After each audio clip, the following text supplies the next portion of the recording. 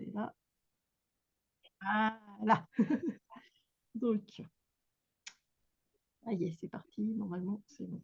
Alors, donc, effectivement, je vous propose une soirée où je vais parler de changer ce regard sur ce qui nous handicape au quotidien. Alors, effectivement, vous allez voir dans le déroulé, je vais parler du handicap de façon pragmatique, dans le sens où moi j'ai un handicap, mais c'est aussi plus global en fait, hein. Donc c'est pour ça que je parle de ce qui te handicape plus globalement. Alors, hop, que je me mette à ce niveau-là. Voilà. Et normalement, ça devrait changer de page. Voilà. Hop. Donc, pourquoi cette soirée? C'est donc ce vision du handicap et de comment on peut, quand on en a un ou quand quelque chose nous handicape, comment on peut transformer ça pour avoir une vie un peu mieux. Donc, ça va être amené à notre regard et sur handicap pour être plus en paix. On va y revenir en arrière. J'ai pas cliqué au bon endroit. Voilà. Ouvrir le champ des possibles pour soi, mais aussi avec les autres et contribuer à faire changer le regard de la société sur les personnes handicapées plus globalement. Ah, on a perdu Dominique. Ah, j'ai plus ton Oui, son, non, hein, je te c'est bon. disais, il faut continuer, déroule ta présentation. Alors, euh, je vais voir. Non, je regardais si elle revenait. Donc là, c'est ma petite présentation à moi. Donc, il y a quelques dates importantes de ma vie. Je vais juste changer ça pour pas que voilà, ça me perturbe. Donc, 1973, bah, c'est ma naissance, hein. Donc, ensuite, dans les dates importantes, je passe pas à côté. Deux opérations qui m'ont permis en fait de pouvoir marcher, parce que je n'ai pas marché avant l'âge de 4 ans. Ensuite, en 1994, c'est en fait mon premier CDI. Donc, c'est vrai que dans le monde du handicap, c'est quelque chose d'assez important parce qu'au niveau de travail, etc., c'est assez compliqué. Donc, pour moi, c'était quand même important de faire marquer ce thème-là. Ensuite, après 1994, nous avons 1995, qui est en fait la deuxième de 3 enfants et la seule handicapée de la famille. Donc, il y avait une idée de, en fait, qui était, je serai la dernière à partir de la fratrie, en fait, voire peut-être je ne partirai jamais. Donc, ça a beaucoup surpris, et c'est pour ça que c'était important que je le note, parce que, en fait, j'ai été la première à partir, hein, de la fratrie. 1997, c'est la naissance de mon premier enfant, donc aussi une grande partie. Hop, hop, voilà. 2004, c'est la première séparation qui a eu importante avec le papa de mon fils, donc qui a marqué un grand chamboulement déjà dans ma vie. Ensuite, j'ai découpé les dates en 3 phases parce que pour moi, ça a été important. Il y a eu vraiment ces 3 périodes qui ont fait que mon mindset a changé en fait. Cette première partie que je vous ai présentée, en fait, je déroulais la vie sans faire attention à mon handicap, etc. C'était vraiment, voilà, je suis ma vie sans me poser de questions, on va dire.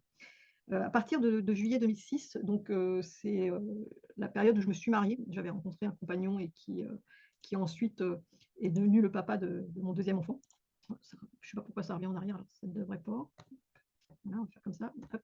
Donc mon deuxième fils est né en 2008. Et en novembre 2011, deuxième grand changement de vie, j'ai moi-même demandé le divorce. Donc ça a engendré beaucoup de choses derrière, puisque en même temps, en mars 2012, je suis passée en invalidité, en fait, à quelques mois d'écart. Et je me suis donc retrouvée aussi à ce moment-là dans une période très compliquée, puisque cette suite de divorce a été assez chaotique, on va dire. Donc je me suis retrouvée en foyer d'hébergement, etc. Donc tout, en fait, s'est combiné à ce moment-là où je me suis dit, tu es vraiment plus du tout aligné sur ta vie et vraiment à pas être bien, pas être du tout, comment je vais dire ça, positive, etc. J'étais vraiment dans une période très, très difficile. Et donc la mise en invalidité en 2012. En 2013, j'ai eu la chance de retrouver un logement. Alors ça a été quand même assez compliqué dans le sens où on est parti vraiment sans rien. On avait juste les vêtements, on avait juste 2, 3 meubles. Mais c'est l'appartement où je suis toujours en fait depuis presque maintenant 10 ans. Voilà. En 2015, je suis sortie d'un dossier de surendettement qui a duré plus de 10 ans aussi et donc c'est aussi, important que je vous en parle parce que ça a conditionné aussi, mes choix pour la suite de ce que je voulais faire, en fait. En 2016-2017, j'ai pris, le pas, j'ai osé en fait, commencer à me dire: «Là, il faut que me reprenne en main» et donc j'ai fait un travail en art-thérapie. Je me suis fait suivre pendant 1 an, avec une art-thérapeute, heu, bien que effectivement la situation financière était encore assez compliquée, mais c'était un besoin en fait de me retrouver et je vous en parle, de l'art-thérapie parce qu'en fait, ça va être un point important dans la suite de ce que je vais vous proposer, un peu plus tard dans la soirée. En 2019, c'est, un autre gros choc, c'est que mon fils de 11 ans à l'époque, mon deuxième fils, a choisi d'aller vivre chez son papa, en Savoie. Donc, un gros choc pour une maman, alors que voilà, j'avais, fait le choix de partir, de divorcer et de les élever tous les 2. Sa prise de décision a été, je vais dire comme un électrochoc en fait, où je me suis dit, «En fait, tu as tout donné, aux gens qui t'entouraient et spécialement à tes enfants, mais toi, effectivement, tu t'es vraiment oublié, quoi». Donc, ça a été vraiment encore un passage où je me suis dit: «Là, faut vraiment que tu penses à toi en priorité et ensuite, tu dois, t'occuper de ce qu'il y a autour, en fait». Et puis, en 2021, c'est, j'allais dire le grand déclic puisque, c'est, l'année où j'ai, décidé, de me former au coaching mental, donc avec Geoffrey Brochet et qui m'a permis, du coup, effectivement, d'avoir une certification et de pouvoir vous accompagner au quotidien sur, cette situation du handicap, de comment on peut transformer justement, heu, nos difficultés, nos nos épreuves de vie, en quelque chose de positif ou tout au moins de, pouvoir les traverser plus facilement. Alors, le sommaire de la soirée, est-ce que sur cette première partie, n'hésitez pas s'il y a des questions, à m'interrompre s'il y a besoin. Est-ce que c'est bon pour vous? Dites-moi, Sylvain ou Dominique. Non, c'est bon pour moi. C'est bon pour toi, Dominique, il y a pas de questions non plus? Je ne sais pas si elle nous entend. Je poursuis alors. Alors, donc là, on va être sur le sommaire de comment je vais vous dérouler la soirée. Donc, on va parler de 3 piliers qui sont importants, de mon point de vue, pour mieux vivre avec son handicap au quotidien. 3 clés que je vais vous proposer et pour avancer donc une fois qu'on a cerné ces piliers et bien, pour avancer sur ce chemin, je vais vous apporter 3 clés. Et puis à la fin de la soirée, je vous proposerai le programme «Sortir de sa chrysalide». Et pour ceux qui resteront jusque la fin, vous aurez une proposition. Alors, les 3 piliers importants pour mieux vivre avec son handicap au quotidien. Effectivement, quand on vit avec un handicap, il y a donc la partie, ce qu'on appelle, enfin ce que je vais appeler technique, c'est-à-dire tout ce qui va être le corps médical, spécialisé, les opérations, la chirurgie, les choses comme ça. On va avoir le côté physique qui va être, tout ce qui est, soins au quotidien, la kiné, les séances, avec les médecins et cetera, mais de façon plus générale, on va dire, voilà. Et puis, on a aussi, du coup, toute cette partie mentale, heu, qui a une importance quand on vit avec un handicap, dans le sens où, selon comment on vit les événements, les épreuves, et bien, forcément, ça a un impact sur notre santé, sur notre physique et sur ce qu'on va pouvoir, mettre en place pour aller mieux. Alors, la première clé que je vais vous proposer, c'est la prise de conscience. La prise de conscience de comment on se sent. Donc effectivement, je vous ai mis un tableau de bord parce que c'est vraiment de, voir les signaux que notre corps nous envoie pour comprendre que, bah, par moment, notre corps nous donne des informations et que si on ne les écoute pas, ben, c'est comme une voiture, hein, si vous ne faites pas vos freins etc., ben, à un moment donné, la voiture, elle se met en danger et bah, du coup, elle met des alarmes, hein. La deuxième clé, c'est de s'observer. Donc pour ça, on va parler, et je vais vous en parler juste après, d'un exercice que je vais vous proposer et ça passe par 3 étapes. Le cerveau, qui est où on a toutes nos pensées. Le cœur avec nos émotions, qui est, vraiment, dans, qu'est-ce qu'on ressent, qu'est-ce qu'on vit, qu'est-ce qu'on perçoit intérieurement et puis je me suis pas remis sur la bonne fenêtre, voilà.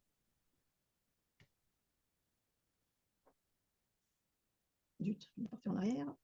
Voilà. Et du coup, bah, nos comportements. Comment nos comportements, nos actions vont avoir un impact justement sur les événements de la vie. Alors, je vais vous proposer, je ne sais pas si Dominique, tu m'entends toujours. Oui, oui. Oui, c'est bon. OK. Comme je ne te voyais pas, je ne savais pas si tu m'entendais. Donc là, ce que Voilà. je voulais vous proposer, c'était donc une météo intérieure. Qu'est-ce qu'une météo intérieure? Une météo intérieure, c'est le fait justement de se poser et de simplement observer comment on se sent, sans se juger. C'est vraiment juste un état, une application pour vraiment s'observer.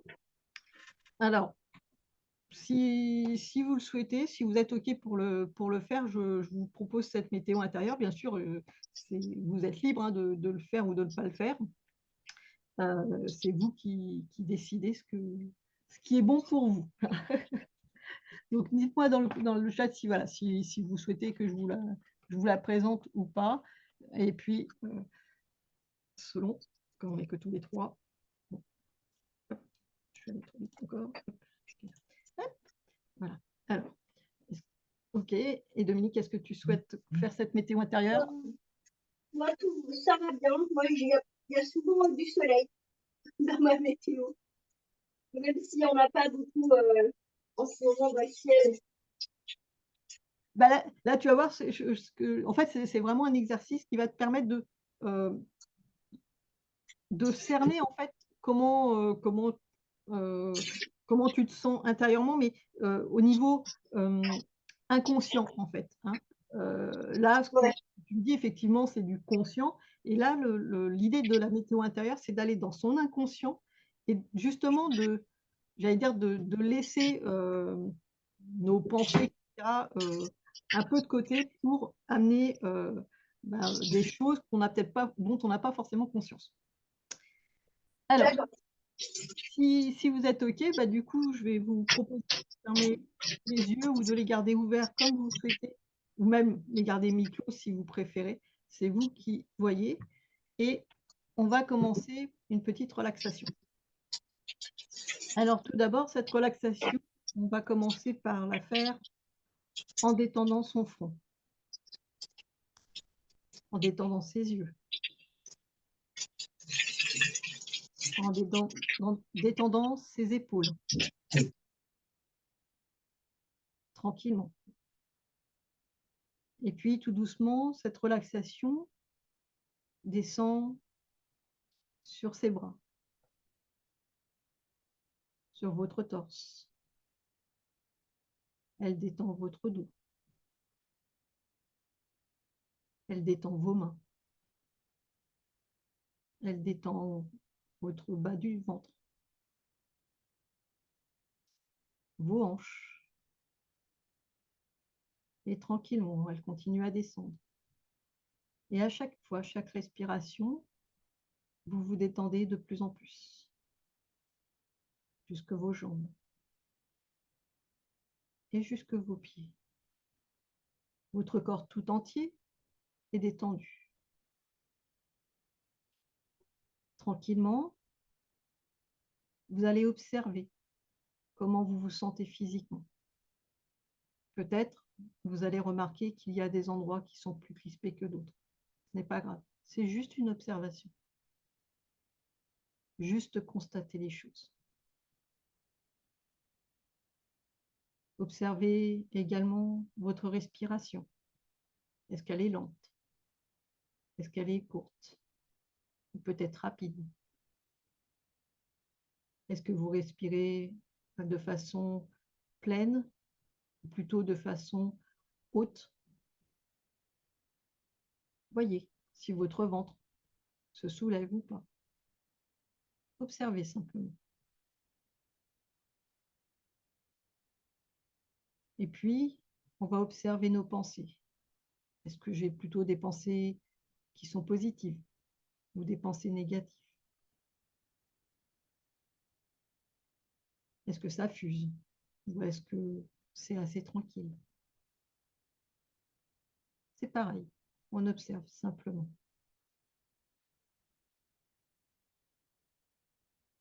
Et puis, on va observer ses émotions. Qu'est-ce que je ressens là, maintenant, à l'instant T?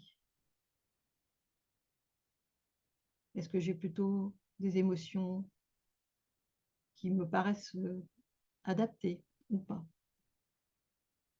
Comment je me sens? Et de tout ça, est-ce que je mets en place des comportements qui sont adaptés aux situations que je vis là, maintenant, tout de suite?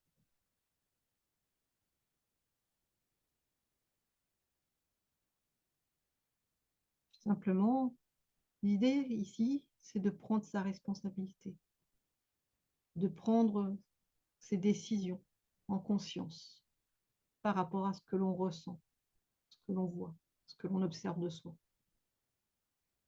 Est-ce que je me sens épanouie ou pas?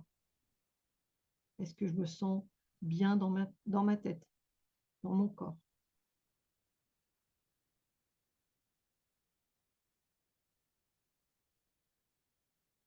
Et tranquillement, vous allez choisir une action qui peut-être vous aiderait à être encore plus aligné avec ce que vous souhaitez. Si vous avez remarqué que quelque chose peut-être était à changer, une toute petite action qui pourrait changer et que vous pouvez mettre en place facilement.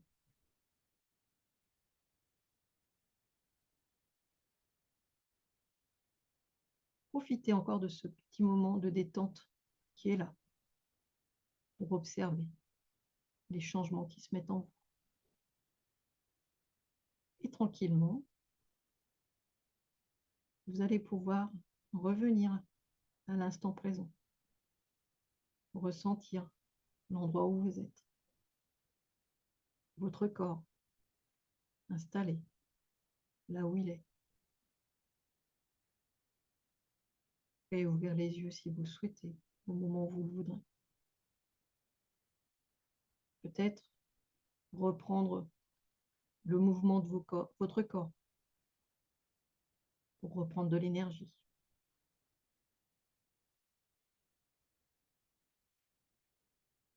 Et revenir quand vous le souhaitez.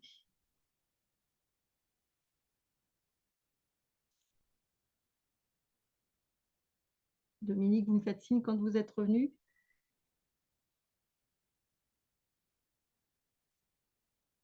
Oui, je suis là. Ok, super. Alors, donc du coup, eh ben, je vais prendre 2 petites minutes juste pour voir avec vous, voilà, ce que vous avez ressenti. Est-ce que vous avez ressenti quelque chose qui s'est modifié en vous? Est-ce que non, pareil? Dites-moi, que ce soit Sylvain ou que ce soit Dominique, voilà, s'il y a des choses. Alors si vous n'avez pas envie de dire, vous êtes bien sûr libre aussi de pas changer, hein, mais c'est voilà, c'est juste une proposition que je vous fais, voilà, si vous voulez partager, votre ressenti sur ce premier exercice.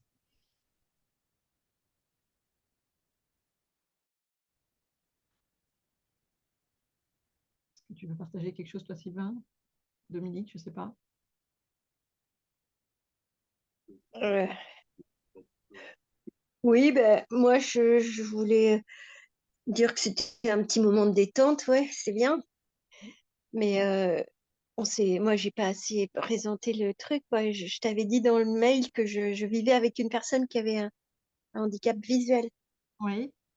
Et moi, j'ai pas de handicap et elle, je sais qu'elle accepte pas du tout. Donc, à la limite, moi, j'aimerais savoir comment l'accompagner pour que elle accepte son fichu handicap. Alors la chose qui va être importante, et c'est pour ça que je parle de responsabilité, donc c'est peut-être de lui proposer déjà, pourquoi pas l'exercice que je viens de faire, mais qu'elle le fasse elle. Après, clairement, on ne peut pas imposer aux autres en fait d'accepter ou pas accepter, ça va vraiment venir de soi en fait, hein.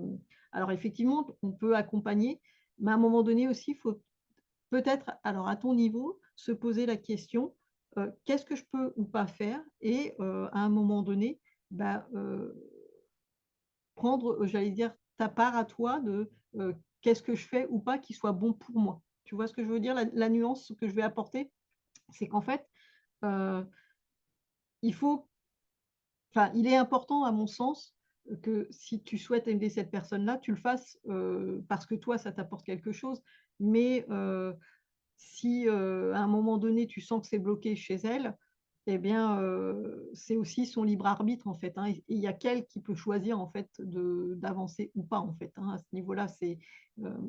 On peut pas, en fait, obliger quelqu'un à changer là-dessus, hein, à ce niveau-là, hein. Voilà. J'espère que ça t'a répondu, Dominique? Et toi, Sylvain, si Je pense pas parce que bon, on est mariés et puis voilà quoi.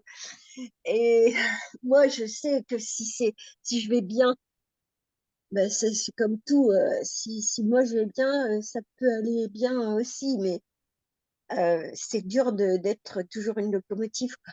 ah bah, c'est sûr, oui, oui, non, tout à fait. C'est pour ça que c'est aussi important, pour les aidants, en fait, bah, de prendre soin de soi. Alors là, effectivement, c'est peut-être pas, par rapport à la personne, qui a le handicap, parce que si elle refuse, ben, malheureusement, on ne peut pas faire à sa place.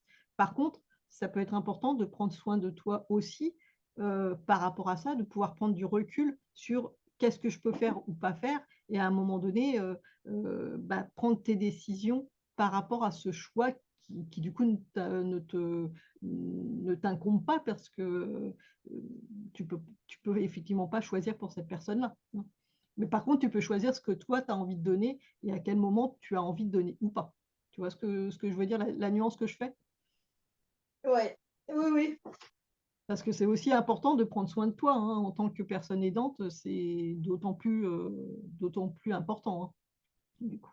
Et de poser peut-être certaines limites, certaines choses, si toi, tu sens qu'à un moment donné, tu n'es plus du tout, justement, aligné avec tes besoins aussi, hein, c'est important.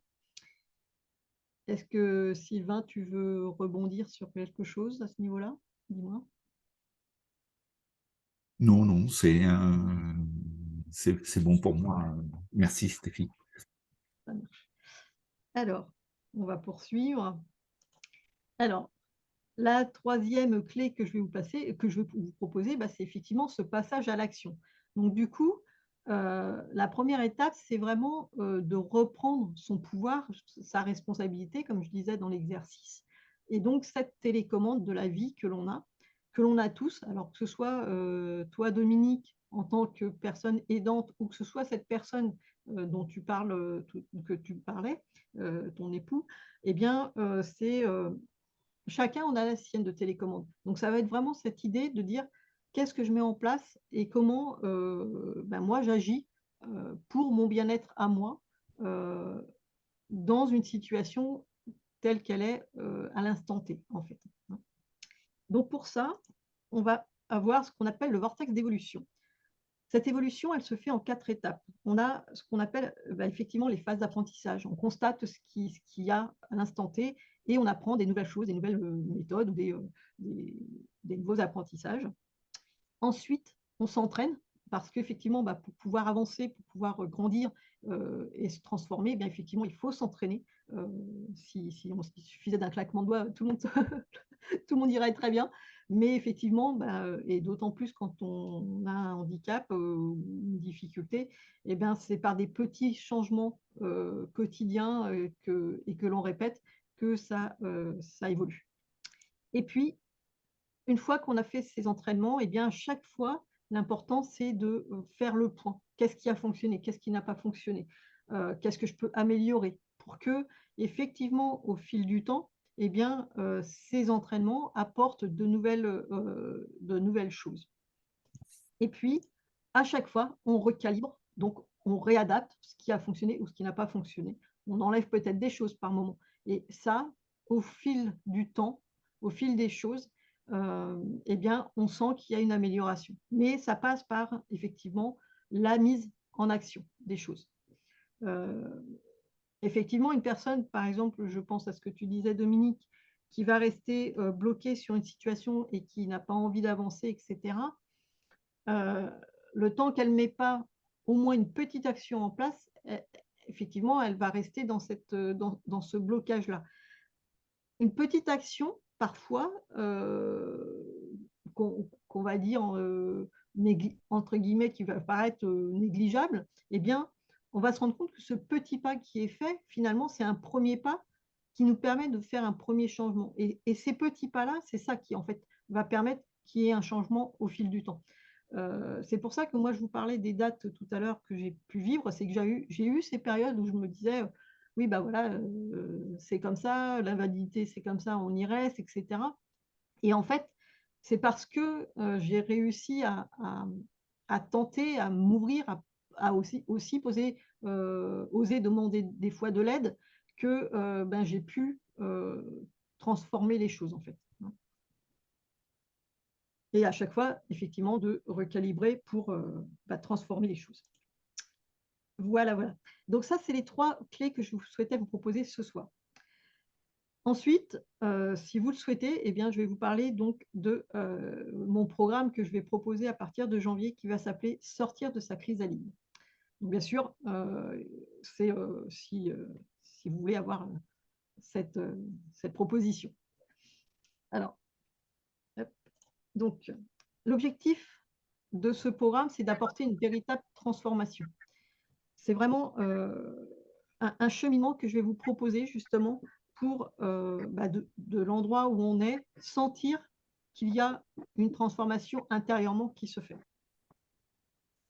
Donc déjà, développer son estime de soi. En tant que personne qui a un handicap, moi je m'étais rendu compte qu'en fait, on me disait souvent, tu as beaucoup de confiance en toi, je suis quelqu'un qui part vite à l'action, etc.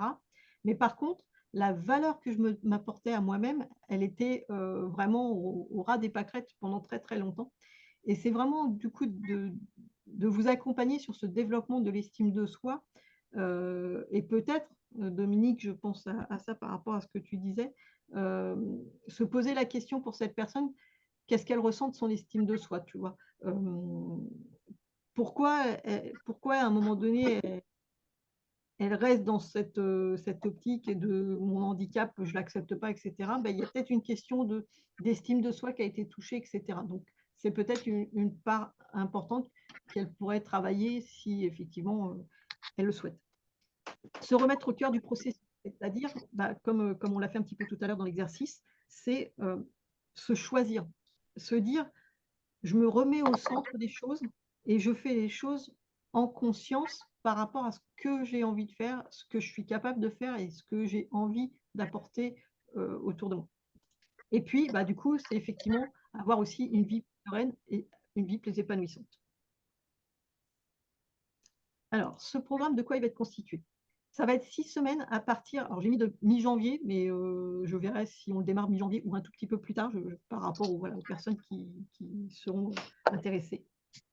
Il y aura des webinaires qui seront sur Zoom tous les 15 jours avec à peu près 1 h 30 pour échanger, pour travailler certains exercices directement en face à face, en collectif.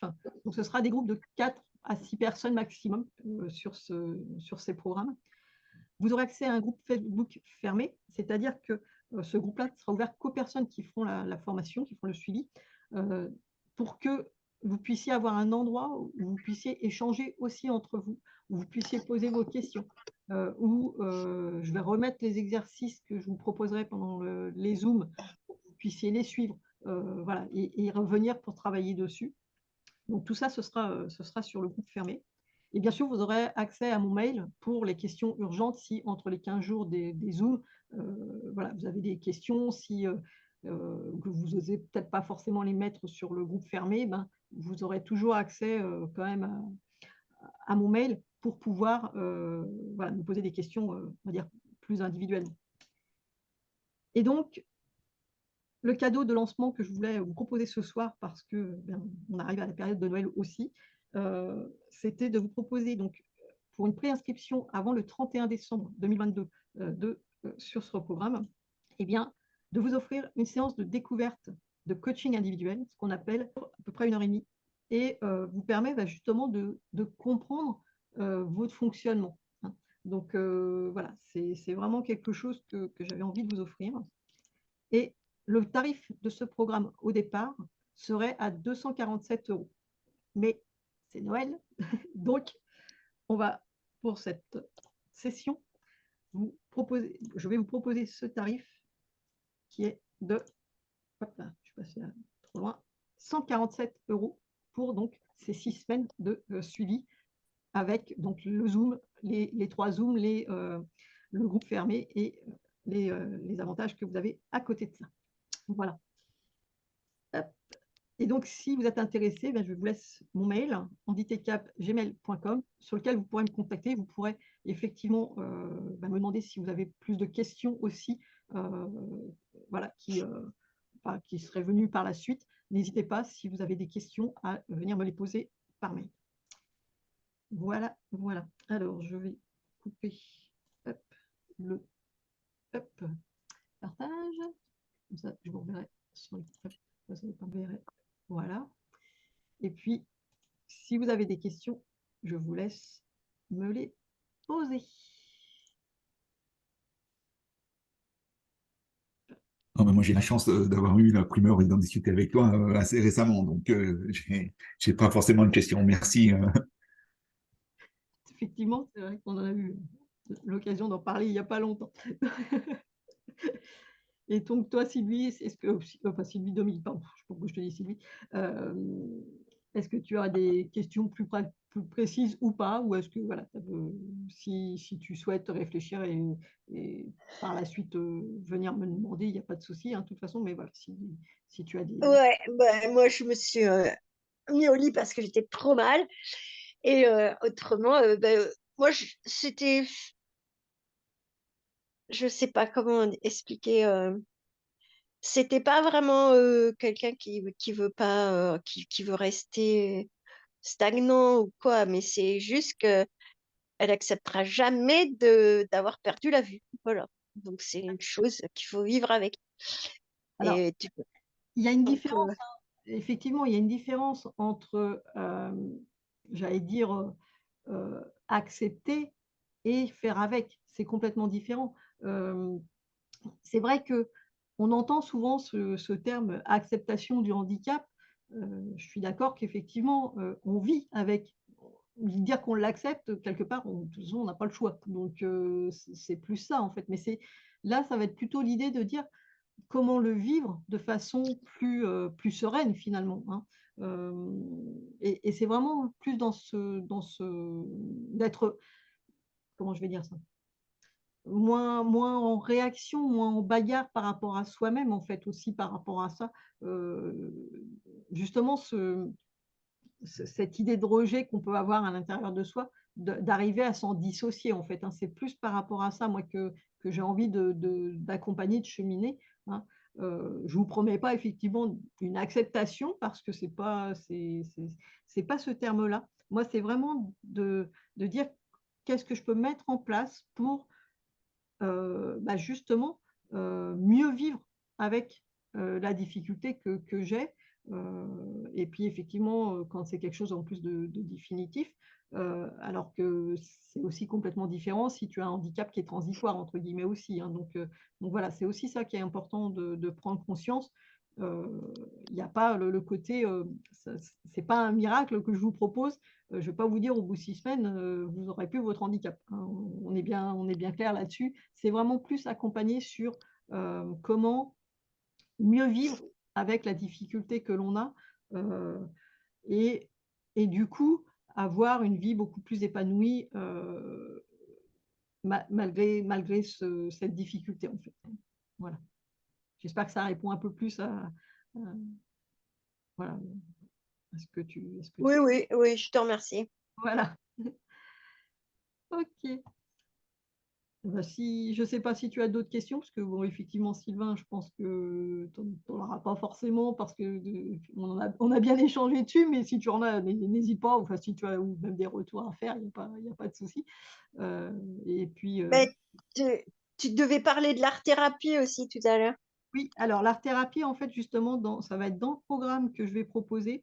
Donc, moi, je m'en suis servi, enfin, j'ai été voir une art-thérapeute pendant 1 an, justement pour travailler sur tout ça. Et donc, pendant les 6 semaines, il y aura toute une partie où je vais me servir de ce que j'ai pu comprendre, travailler au niveau euh, couleur, etc., pour transformer en fait notre vision. C'est pour ça que je l'ai appelé sortir de sa chrysalide, parce qu'en fait, on va transformer le dessin d'un papillon. Hein. C'est vraiment, ça va être la base du travail qu'on va avoir. Et dessus, donc sur cette transformation du papillon, je vais amener des outils qui vont permettre justement d'aller chercher au fond de soi voilà, ce qu'on a envie de vivre, notre estime, comment la remonter, etc., pour bah, justement aller vers cette transformation que l'on veut. En fait. Donc, c'est pour ça que je parlais de l'art-thérapie tout à l'heure, c'est qu'en fait, je vais tirer des enseignements que j'ai eus à ce moment-là, des points pour vous accompagner avec cet outil, en fait. Voilà. Donc, c'est vraiment à ce niveau-là que ça va me servir. J'espère que ça répond à ta question, Dominique. Oui, d'accord, je te remercie. Et si tu en as d'autres, n'hésite pas. Hein,